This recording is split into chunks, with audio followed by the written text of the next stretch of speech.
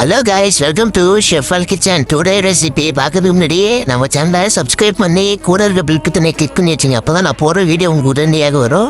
நிறைய பேர் நம்ம வீடியோ பார்க்குறீங்க, நான் சப்ஸ்கிரைப் பண்ண மாட்டேறீங்க. மறக்காமல் சப்ஸ்கிரைப் பண்ணுங்கள், ஏன்னா இது உங்களோட கிச்சன்.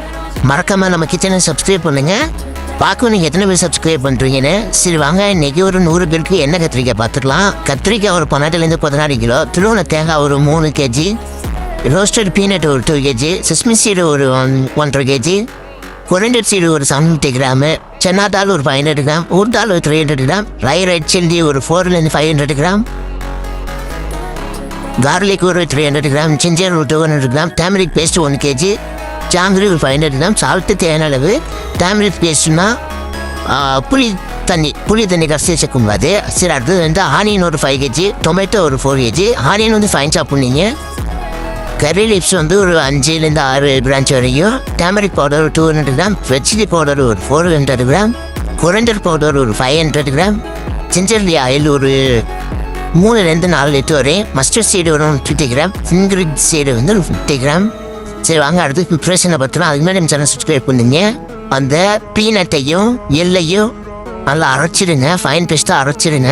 அரைச்சி அது கூட கொஞ்சம் தேங்காயும் போட்டு அரைச்சி தனியாக எடுத்து வச்சுருங்க. சரி, அடுத்தது ஒரு அண்டியில் ஆயில் ஊற்றி நல்லெண்ணெய் யூஸ் பண்ணுங்கள். மெயினாக நல்லெண்ணெய் தான் எனக்கு மெயினே. நல்லெண்ணெய் யூஸ் பண்ணுங்கள். அதில் தாளிப்புக்கு தேவையானது நம்ம இன்க்ரீடியன்ஸ் சொல்லியிருக்கலாம், தேவையானது அதை அப்படியே போட்டு தாளிச்சிடுங்க. அது கூட வெங்காயத்தை போட்டுங்க. வெங்காயத்தை போட்டு நல்லா வதக்கிட்ட பிறகு தக்காளி போடுங்க. தக்காளி போட்டு லைட்டாக வதக்கின பிறகு இஞ்சி பூண்டு பேஸ்ட்டு போட்டு நல்லா வதக்கிட்ட பிறகு கத்திரிக்காய் போடுங்க. கத்திரிக்காய் வந்து அந்த ஆயிலே வேகணும். அந்த ஆயிலே ஃப்ரை ஆனால் தான் அந்த கத்திரிக்காய் வந்து டேஸ்ட் வந்து அவ்வளோ சூப்பராக இருக்கும். இது ஒரு 5 ஸ்டார் போட்ட ஸ்டைலில் சொல்கிறேன், அதை அப்படியே நோட் பண்ணிங்க.